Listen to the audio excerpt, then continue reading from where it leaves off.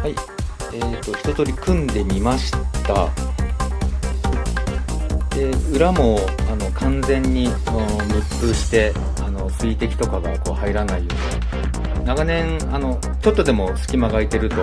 水滴がどんどん溜まってきてしまうので、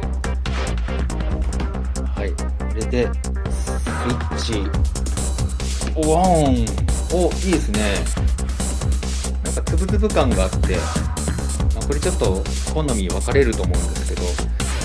本当はつぶつぶじゃないやつもいろいろね、こうチューブ注文してみたんですけど、結局注文したのじゃなくて家に余ってる白い LED を使ってみました。これ元は白です。